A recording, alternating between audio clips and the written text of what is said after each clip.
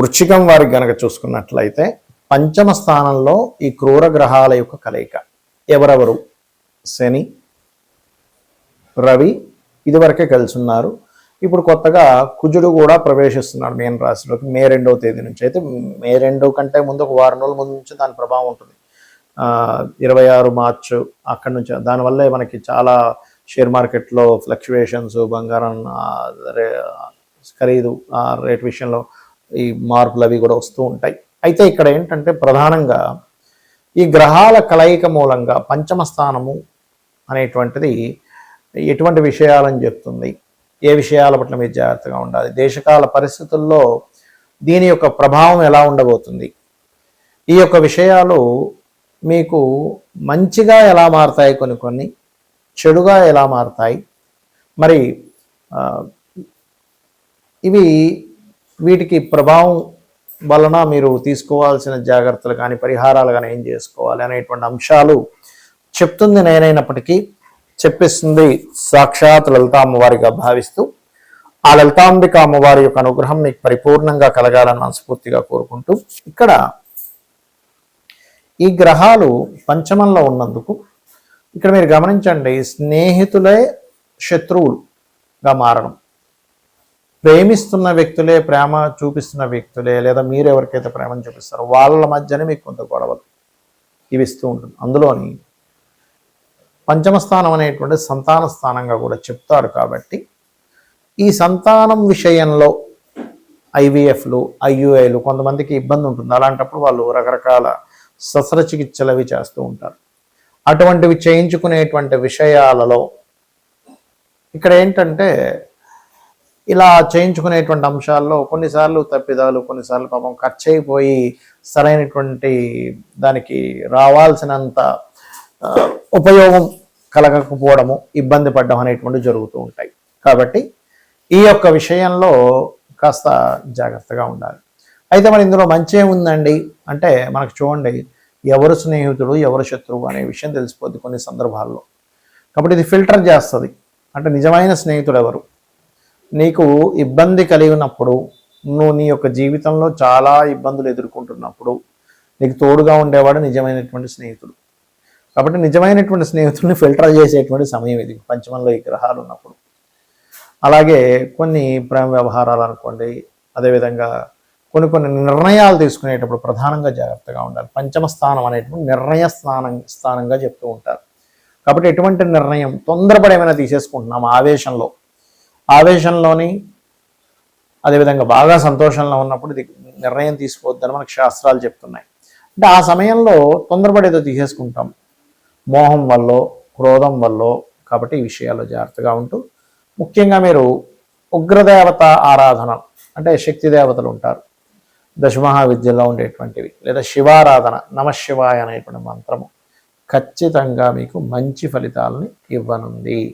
మరి దీని మూలంగా రైతులకు కానివ్వండి, అసలు జాతకమే లేదు, జాతకం లేని వారికి కానివ్వండి, దేశకాల పరిస్థితులు అంటే మైథుని జ్యోతిషం, ముండేన్ ఆస్ట్రాలజీ అంటాం, ముండేన్ ఆస్ట్రాలజీ పరంగా మనకి ప్రపంచవ్యాప్తంగా ఎటువంటి ఫలితాలు జరగనున్నాయి అనేటువంటి అంశం కనుక మనం చూసుకున్నట్లయితే, ఇక్కడ ఎప్పుడు కూడా ఈ సంవత్సరానికి రాజు గురువు అయితే మనకి మంత్రి కుజుడయ్యాడు.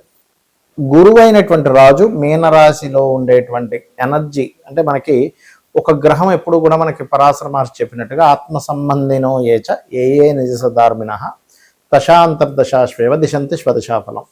దశా ఫలితాలు ఇచ్చేటప్పుడు కానీ, లేకపోతే ఒక గ్రహం తన యొక్క ఫలితాలు ఇచ్చేటప్పుడు కానీ, తన రాసుల్లో ఏ గ్రహం ఉంది, తనతో పాటు ఏ గ్రహం కలిసి ఉంది, తనని ఏ గ్రహాలు చూడబడుతున్నాయి, ఇవన్నీ మనం తీసుకుంటాం. కాబట్టి ఇక్కడ ద్విస్వభావ రాసుల్లో ఉండేటువంటి గురువు మరొక ద్విస్వభావ రాసుల్లో ఉండేటువంటి 3 గ్రహాల యొక్క ప్రభావాన్ని పొందుతున్నాడు. కాబట్టి రైతుల విషయం కనుక చూసుకున్నట్లయితే ముఖ్యంగా మామిడి పళ్ళు, అరటి పళ్ళు అమ్మేటువంటి ఎగుమతి దిగుమతి, అప్పుడు మనకి ఎగుమతి చేసేటువంటి కొన్ని ఉంటాయి.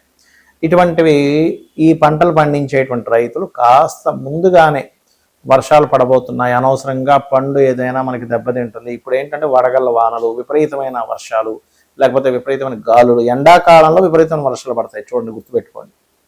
ఎప్పటి నుంచి ఇది అంటే మే 1-2 తేదీల నుంచి కుజుడు మారుతున్నాడు. కాబట్టి దానికంటే ముందు నుంచే, ఒక వారం ముందు నుంచి దాని ప్రభావం ఉంటుంది. మార్చి 26 నుంచే ఉంటుంది. కాకపోతే అక్కడి నుంచి ఇంకా పెరుగుతుంది అనమాట, పెరగడం అనేటువంటి జరుగుతుంది.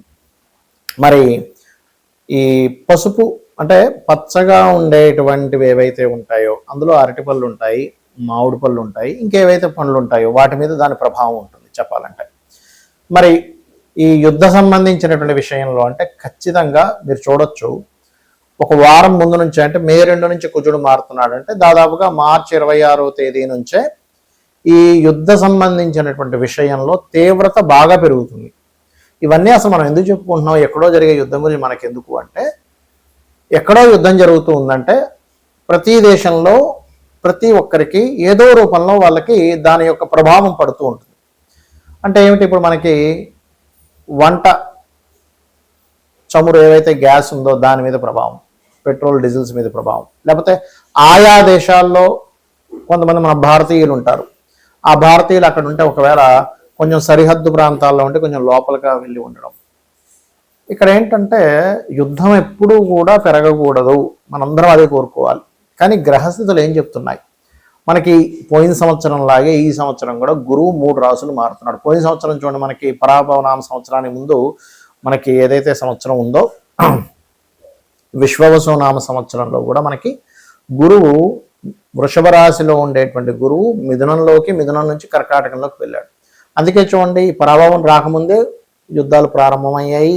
దానికి సంబంధించినటువంటి చాలా చాలా చాలా ఇబ్బందులు చూసాం మనం.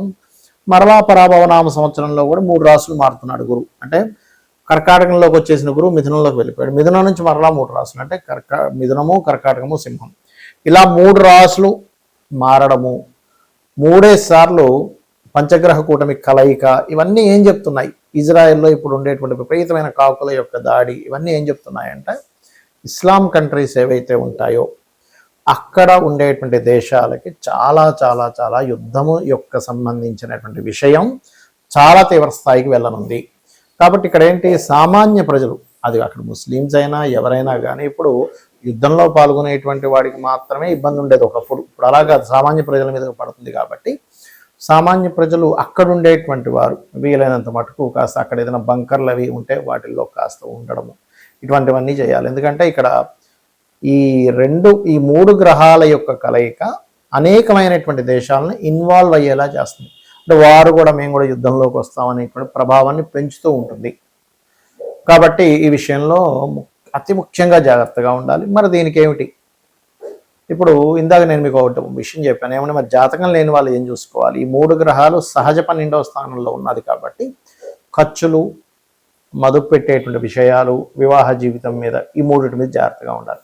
మరి ఎప్పుడైతే ఈ రవి కలుస్తున్నాడో ఈ శనికుజ మధ్యని, కొలెస్ట్రాల్ ఫుడ్ ఎక్కువగా తీసుకోకూడదు, గుర్తుపెట్టుకోండి. ఎందుకంటే సన్ అనేటువంటి గ్రహం ఏదైతే ఉందో అది గుండెకి సంబంధించి కొలెస్ట్రాల్ ఎక్కువ తీసుకునేటువంటివి, జాగ్రత్త పడాలి. అదేవిధంగా రవి రాజులకి కారకుడు. రాజు అంటే ఇప్పుడు ఉండేటువంటి పరిభాషల్లో చూసుకున్నట్లయితే సీఎంలు, పిఎంలు, రాజకీయ నాయకులకి కూడా ఇది వర్తిస్తుంది. ప్రెసిడెంట్లు, రకరకాల దేశాల్లో, ఇప్పుడు చైనా లాంటి దేశం ఉంది, లేకపోతే కొన్ని దేశాల్లో ఏంటంటే ఇంకా వాళ్ళ మళ్ళీ అందులో అక్కడ ఓట్లు వేయడం, జనాల ఒకరిని గెలిపించడం, ఇట్లాంటివి ఏమి ఉండవు. కాబట్టి దేశ నాయకులకి చాలా పెద్ద ముప్పు. ఎందుకంటే నాయకుడికి, రాజుకి కారకుడైనటువంటి రవి ఎప్పుడైతే శనికుజ గ్రహాలతో మీనరాశిలో కలిసి ఉన్నాడో ఇది దేశ నాయకులకి ముప్పునిస్తుంది. ఇంకోటి ఏంటి, ఈ గురువు అతిచారంలో సింహరాశి వైపు వెళ్ళిపోతాడు. కాబట్టి ఇక్కడ ఏంటి, 3 రాసులు, జలము, అగ్ని, వాయువు, ఈ 3టిని కలుషితం చేసేటువంటిది. ఇప్పుడు ఒక యుద్ధం వచ్చిందనుకోండి, వాయువు కలుషితం అవుతుంది. నావీ సంబంధంలో యుద్ధాలు వచ్చాయి, జలం కలుషితాలు అవుతాయి, జల సంబంధించినటువంటి ప్రళయాలు వస్తాయి, టోర్నడోలు, అదేవిధంగా అగ్ని సంబంధించినవి. అందుకని ఏంటంటే మీ యొక్క ఇష్టదైవం ఎవరైనా సరే, మీ ఇష్టదైవం ఎవరైతే ఉంటారో వారిని మనస్ఫూర్తిగా ఆ యొక్క పరమాత్మ మిమ్మల్ని ఎటువంటి ఇబ్బంది కలగనివ్వకుండా ఆయన పూర్తిగా కాపాడుతాడనేటువంటి విశ్వాసంతో మీరు మీ నిత్య దేవత ఆరాధన చేయండి. ఇందాక నేను చెప్పినటువంటి పరిహారాలు చేయండి. ఇక్కడ ప్రపంచం ఏ దేశాలు వాళ్ళ యొక్క ఈగోలతో వాళ్ళు అనుకునేటువంటి దీంతో గొడవలు పడుతున్నప్పటికీ సామాన్య ప్రజలకి ఏమీ కలగకూడదు అనేటువంటి సదుద్దేశంతో ఈ యొక్క విషయం చెప్తున్నాను నేను మీకు. శ్రీమాత్రే నమః.